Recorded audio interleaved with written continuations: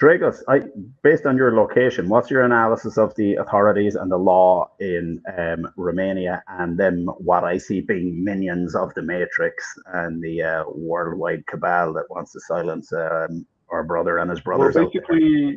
We're basically a colony of the European Union, and we're whoring ourselves out to both the European Union and the United States. Right now, the geopolitical waves or interests are in such a way that we want to get into the Schengen area. So basically, our panties are down and we're bent over. Is this like a witch hunt where they're trying to earn brownie points from the West? With the Tate brothers. I'm not sure if it's a witch hunt, but I'm sure it's a situation of, if somebody says that they should jump, they ask how high. I've noticed. Sorry, Rich. I've noticed that with Ireland as well. All these small countries that have joined the EU, they want to. They listen. They want to jump how high, and they want to be the best kid in the class. It's just ridiculous. Like brownie points. Yeah, I saw a notice while I was back home in Ireland recently, and it was like a public service notice at a bus stop, and or at an airport, and the EU flag was at the bottom. And I stopped with my girl. I said, "Do you see anything wrong with that public service announcement and that poster?" She's like, "No." I said, "Yeah, there's no Irish flag there. There's only an EU flag." So it's the same thing's going to happen in Romania when the call comes in from Guy Verhofstadt or from Brussels. Do this, take this person out. They're going to do it. I've actually went into a pretty heated discussion with Guy on Twitter. Yeah, he's an unelected soy bureaucrat. He's one of the ugliest people in Europe, and he's got the worst hairstyle. But I digress. He's actually not wrong on most things, but he is wrong on some things, and he's very far off wrong. So I recently saw a prediction that Britain was going to rejoin the EU. I doubt it.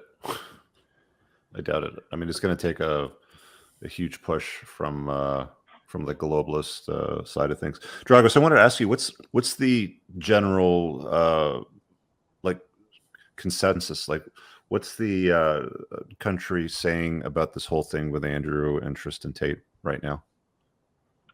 Everybody's kind of like divided in the sense that you have people which have a bit of critical thinking, and they say, like, I don't know Andrew, I don't know what he's done. But a guy he's put Romania on the map. He's done that. Yeah. Everyone's kind of like how Borat put Kazakhstan on the map too. No, right? Besides that, right? Like, I'm talking about people that don't know Andrew or maybe have heard of Andrew Tate, and they're like, we don't know what's happening, but something's fishy and it stinks, because that's the same playbook that they've used for everybody else that got rich and powerful in Romania, so that they could cancel them and bring them down, because it's happened to politicians and other people in Romania before. And they've been successful with it? It depends on what you define by success. Most of those people have exited the public domain. So is he still in custody? Sorry? Is he still in? Are they still in custody? I thought I saw that they had gotten for 30 days until the end of January. But he is still in arrest because they denied the claim to freedom. Yeah, my understanding is recently they managed to get an order to seize more assets, like his car collection and whatever assets they could get out of his property. So they're saying that they need it to fund the claims against them and to also pay damages to anybody that they might award damages to in the future. So this doesn't sound like a catch and release type of situation. It sounds like it's going to take some time to sort of deal with, but there's no question in my mind that he's going to leave. Like, he said very nice things about Romania over the last few years that I've known him anyway, both publicly and privately. And I wouldn't stay there either. Like, once he's out, then he's probably going to bounce. Yeah, they've said very nice things about Romania even while in custody. Yeah. I always wonder if it's one of those things where they just want to make him irrelevant. So remember the name like Milo Yiannopoulos? He was everywhere years ago, and then they kind of did this whole thing on him, and like no one even thinks. Yeah, no one thinks about him anymore. Here's one. Remember Martin Shkreli, the finance bro who bought like insulin or something and raised it some crazy amount, and he was the most evil man in the world a few years back? I didn't realize that he's out of jail. I don't even know if he went to jail. He popped up on my feed the other day. I'm like, oh, I remember that name.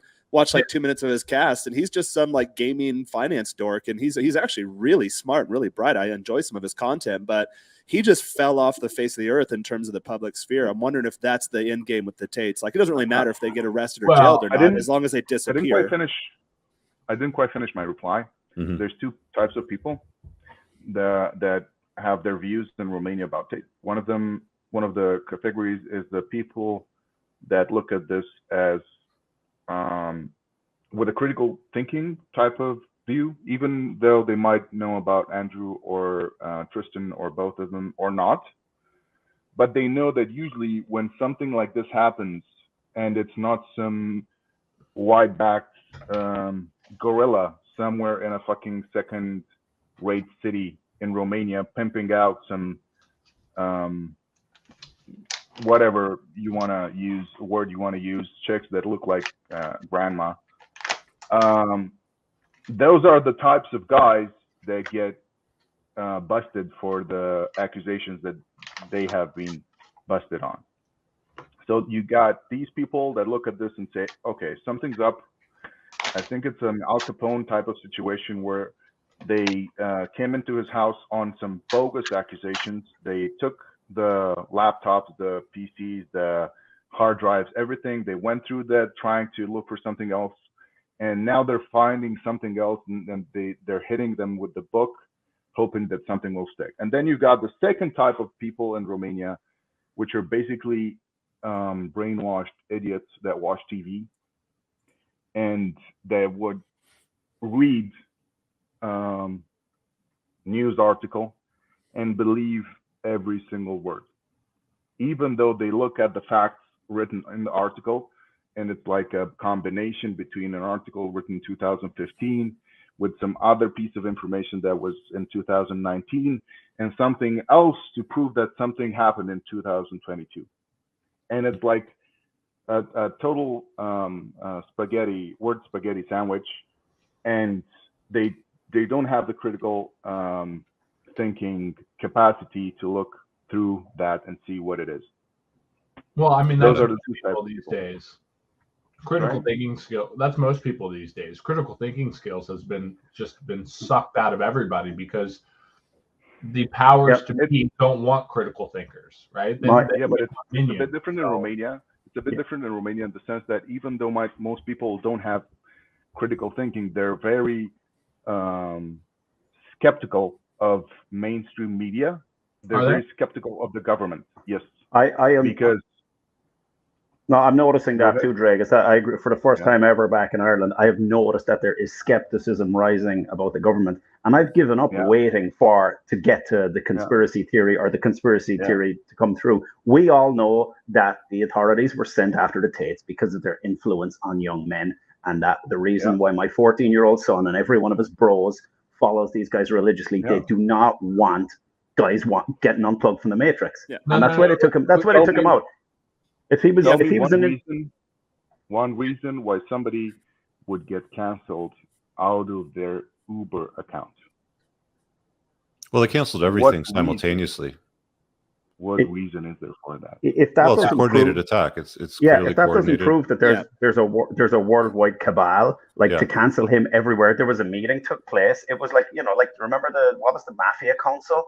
They said it didn't exist, but we all knew it existed. And there is a globalist mafia council, as far as I'm concerned, that just said, okay, we need to take this guy out because he's unplugging young men. Yeah, there's clearly different levels to this. Like there's a level that tech companies will operate at, because for Twitter, Facebook, Meta, all these platforms, payment processors, Stripe, PayPal, Airbnb, for all these guys to coordinate this very quickly within a 24 to 48 hour period, they clearly have a table somewhere or a hotline where they can deal with stuff like this, right? Like there's different levels to the way that the Matrix operates. Yeah, it's like an invasion, ground, air, and sea, and they have to be coordinated. It used to be that those sorts of actions wouldn't happen until there was proof. Now it's just allegations. And I'm not so sure that it's because he's unplugging young men and because he's speaking truth. I think it's because he's offending the weak betas out there that have had success, and they just take personal offense to it. They just don't like the guy because he causes them to look in the mirror and realize what chumps they actually are. And there's nothing more dangerous, right, than a weak man, right, as Jordan Peterson says. And so there's nothing more dangerous than a weak man with power. Yes. And we have lots of weak men with power. And so they see someone like Tate, and they don't even care that he's unplugging these young men because they don't even care about the young men. In either way, they're registering that thought. They just don't like how he makes themselves feel. And so I think a great example of a weak man, as you said, a dangerous, powerful weak man, but they're also the most vengeful, and they build it up over years. And I think, one of those guys is Adam Schiff. You can tell that guy was a soy beta, got beat up as a kid. The quarterback probably plowed his sister, and the guy is carrying it around for effing years. And like the nerds who didn't get power when they were young absolutely resent people who were able to wield it. And these are the guys 50 that usually go into law, right? Like one of the common sound bites that you'll hear from them is that the pen is mightier than the sword, because they realize that they cannot wield a sword, but they realize how much power the pen has when you use the law too, right? The activist attorneys. I mean, if there's anything as far as a lesson here, it's don't fly too close to the sun. And I think that he had probably done that, which is why he's in the situation that he's in right now. He got too big too fast. Rich, I think you need to write that quote down. Those who say the pen is mightier than the sword say so because they cannot wield the sword. Yeah. Well, I mean, it's a common theme. Like, I know a lot of lawyers. I mean, I was married to one, right? Yeah. The prosecutor that's on Tate's case is also one of the prosecutors of the people trafficking director, or somebody in charge. I'm missing the word because it's legalese in Romania. And for him, it's a good way to advance in his career by getting notorious and very public cases. Is human trafficking huge in Romania like it is in the U.S.? Like, a lot of people don't realize in the U.S. I read this recently that we have more slaves now than we did at any time pre-Civil War, just because it's so abundant. I would be surprised if those charges stick. I think if anything, they might find something on the other end when it comes to capital being produced and how it was produced, whether or not it complied with law. I don't know. I mean, it's a practice the world over. There's an attorney general in the state of New York, and she's gone after Trump for the exact same reason. She just wants to make a name for herself. Exactly. Yeah. It's, so and you know what? I hate to say it. Well, I think Top G is bigger than Trump. So this prosecutor is going to make himself famous worldwide. Yeah. You always have to hate someone, and Trump's out of the limelight now. You always have to hate someone. Right? You always have to have an enemy. The sad thing is the human trafficking that he's being accused of, which is obviously, I'm 95% sure that's just totally bogus, right? I always have some reserved, but what people don't realize you have to make a distinction. It's only a business because of weak men. Strong men don't go to these drugged out, held against their will prostitutes. I mean, come on. It's a bunch of simps and betas and weak men out there that fuel that whole economy. I mean, it's just nuts, man. And weak men are destroying the world right now. That's what I've always wondered. I tell guys, like, for dating type advice, like get 2,000 followers on Instagram and have a solid Instagram and see what happens. Like, you will have girls coming into your DMs. And I've experienced that. Any guy I've told that to, where they've done the work on the online dating type side, they've experienced that. So now amplify that by just a multitude. And then you get someone like Tate. This he's the most famous guy on the planet right now. Do you really think that he has to traffic chicks, or that he has to drug chicks or abuse them? Or are they lining up? He's probably beating them away or beating them off with an ugly stick. Like, get out of here. I've got shit to do. I'll say this. I mean, like, every interaction that I've had, whether it was public in a podcast or private in conversations that I've had, I've always been left with the opinion that they're true gentlemen when it comes to that. So again, I would be surprised if any of that sticks. Most guys that You get have laid to or make guys that manage distinction. chicks are true gentlemen. Like Yeah. if they did the webcam thing, you're not going to have girls work for you and Whether or make you not a it bunch of complied money. with law, I don't know. Right. Yeah, that's You a have to different make the question. distinction here between the people trafficking, what it is in the United States, and what it is in Romania, because they have slightly different definitions. Where in the United States, people trafficking is usually getting people from Mexico and taking them over the border and bringing them into the U.S. Over here, if you talk to a chick and you tell her, I'm going to marry you when you come to Romania, and then you have her on OnlyFans when she comes to Romania, even though she does it willingly, it's considered people trafficking. Mm-hmm. Because you told her that you would marry her or begin a relationship with her if she did something for you. So it's a bit different. Like the definition is very different.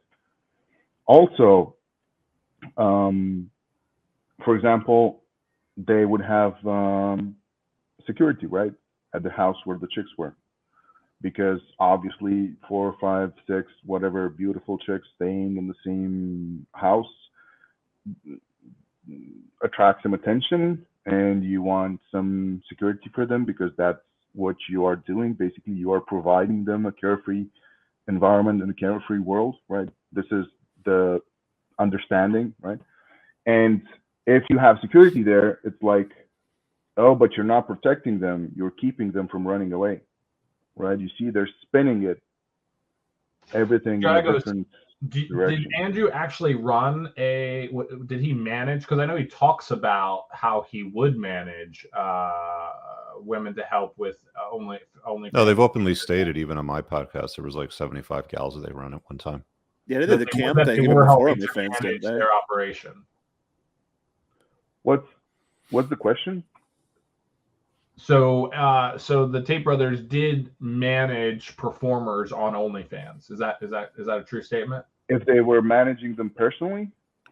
No, was he running a business where he would help to maximize their income, show them how to do it? Because I remember seeing some clips where he talked about like having dudes do the typing because they actually knew what to say to hook people in versus having the girls do it. Did he actually run that business? I cannot talk on what's happening now because he never invited me to his home, and I don't know what his setup is, honestly. Like I see the types of statements that he does online, things that you could see by yourself watching some podcasts. And that's as much as I know from now. I know that back in 2017, 2018, where this was still at the beginning, he used to run, he innovated or invented this situation or this setup where he would have the chick on a webcam site and then door next door, and he would be on his laptop actually chatting to the people instead of her. So like the picture is with her, but okay, so he has managed OnlyFans models, right? Just like a model. This was from 2017, 2018 though. Yeah, and I'm not saying that to say that he was breaking the law. I'm just clarifying that he has been in the business of managing OnlyFans models. Yeah. Yeah, we're kind of like, we're getting into some speculation stuff, and it sounds like, you know, like a little bit of gossip at this point. So I kind of want to move on from that. Ongoing investigation, and I don't want to like trip some wires or something. Yeah. Look, you know, the truth has a way of always revealing itself. So give that, you know, some time, and, you know, the facts will become clear and obvious, you know. Hopefully it's what I can tell you is that out of the unless you're Epstein, what I can tell you is that out of the 6 chicks that were initially in this lawsuit against him, I think there's maybe 1 or 2 left.